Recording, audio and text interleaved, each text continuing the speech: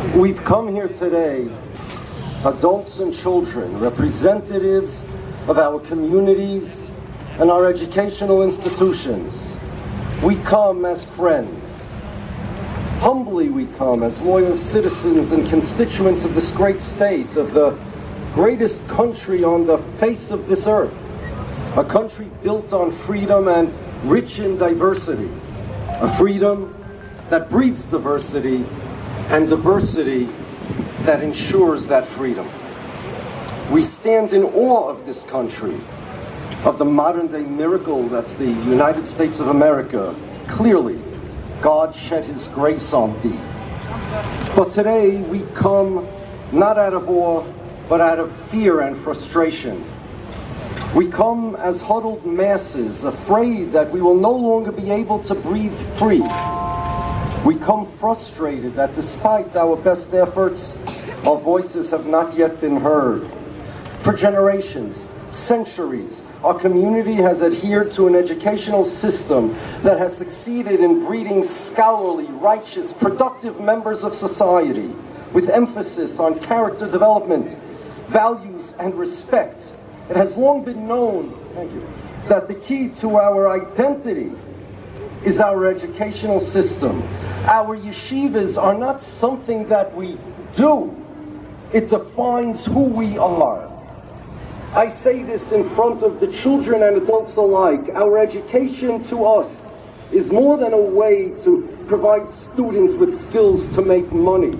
Education is bigger than that. It creates a person. It nurtures him. It empowers him. It instills value, faith, and a soul. Education is a value unto itself. To us, education is sacred. Literally, a religious imperative, both in terms of what we do teach, as well as in terms of what we do not.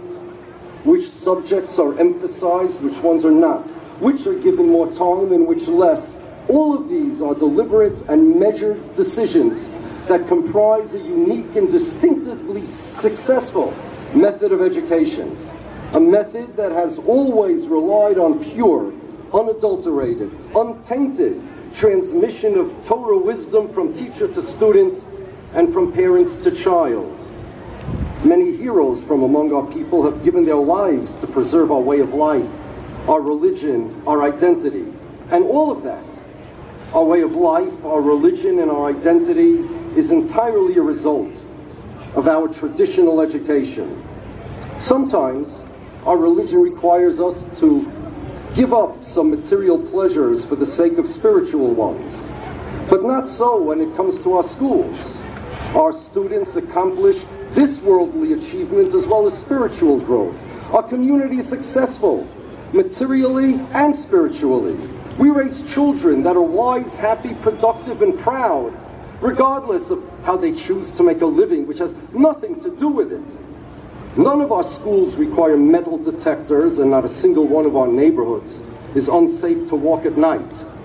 Our children know what is important in life, and they know.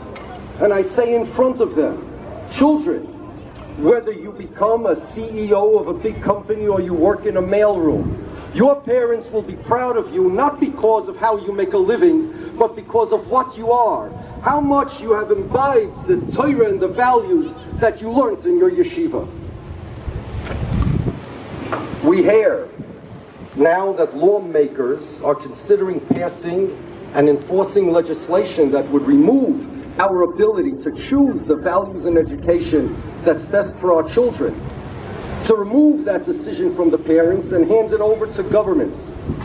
We would be required to disrupt our children's education against both our best judgment as parents as well as our religious beliefs. With all respect due to this wonderful and incredible country and state, we implore you, do not pass this legislation. Such legislation would not only violate our religious principles, it would irrevocably degrade the spiritual well-being of our children. Our children are not broken. Please don't try to fix them. The state education department ought to be proud of our community, of the behavior of their children and of their upbringing. Look at them here. Dozens of teenagers, hundreds of children. Look at their behavior. Tell me, have you seen an assembly like this of adolescents, of so many of them, so well behaved? We humbly remind our lawmakers, deeply embedded in this country's values are the rights of religious communities and their autonomy. So please, allow us to exemplify both the freedom and diversity that this country is so known for. We humbly implore you, do not pass this law. It does not serve our children, our community, or your society well. At the same time, we must declare that should misfortune occur, should faulty judgments carry the day and laws be passed that would penalize us for practicing our religion, rest assured, and I say this with all due respect, we will not yield 1 inch of our religion. Should we be forced to choose between our responsibility to our children and the good graces of the state, rest assured, our children come first. The curriculum changes that are being suggested currently on the table are unacceptable and incompatible with our faith. Our faith is not negotiable, be it all at once or little by little. The principles at issue are the following. Number 1, nobody has a right to determine the best education for their children, save the parents. Nobody has a right to decide what pathway their children will take, except for the parents. And whether you suggest curriculums that are incompatible with our faith or not, the decision as to how our children will grow up, with what values, with what knowledge, will remain with the parents in our community. And they will never be handed over to governments no matter what. Second, I have to tell you a secret. Even if we wanted to change our curriculum, it's not our decision to make. We don't own our religion. We are custodians of it. The Torah was given to us. We don't own it. We can't give it away. We can't compromise it. We can't invest on its behalf. The Torah belongs to God, and He gave it to us to protect it, to watch it, to give it over to the next generation, untouched, unsullied, in its whole and pure fashion. Even if we wanted to, and we don't, there's no reason we should compromise our religion. It is not within our power to do so. So please stop asking that of us. We don't even own that decision. As it says in the book of Koheles, Ecclesiastes, there's no righteous man in the world that's totally righteous. Every righteous man sins as well. Nobody, although we try, nobody is going to end up a perfect diamond. But we do have an obligation to protect a perfect diamond. And whether we are perfect or imperfect, our Torah and our religion is perfect. Torah is Hashem Tamima. And we will not allow that Torah to be touched by anybody. That's our job. And we will never give it up. This is not the first time this happens. Over 100 years ago, the illustrious, legendary yeshiva of Volozhin closed. There was no yeshiva like it on earth, arguably.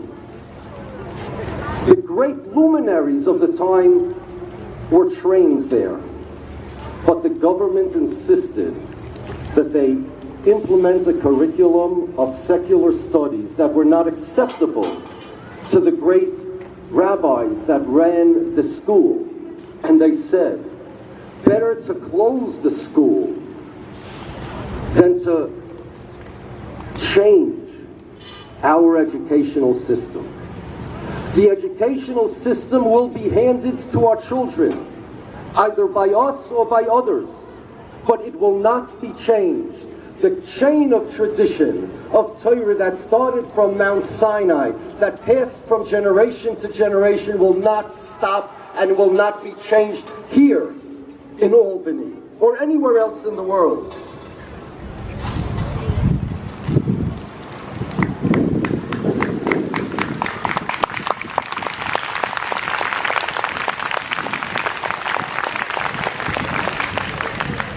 I want our children to hear this loud and clear. We will not shirk our responsibility to you. We will not give you less than 100% of our religion, either because of promise of reward nor under threat of punishment. But please, we implore the government here, don't let it come to that. We love this state and we love this beautiful and benevolent country. But on behalf of God and country, for God and country, in that order, we beg you, please, let us choose our way of life. Let us choose our lifestyle. Let us live the lifestyle that our ancestors did, that we want to. America is the land of the free and the home of the brave. And when it comes to our religion, and I say this in all humility, we will be the brave. And no matter what, we will remain free, either in New York or elsewhere, but we will remain free. Our community prays regularly for the peace and success of this wonderful country. But this country's success depends on the freedom of its citizens. All we ask is for the freedom to pursue our way of life unencumbered and to bring up our children the way their parents see fit. May it be the will of the Almighty God that we be able to continue to live peacefully and practice our religion without compromises, as we have done thus far. And may the country's lawmakers be granted the wisdom by God to make the right decision this time and every time they need to make decisions.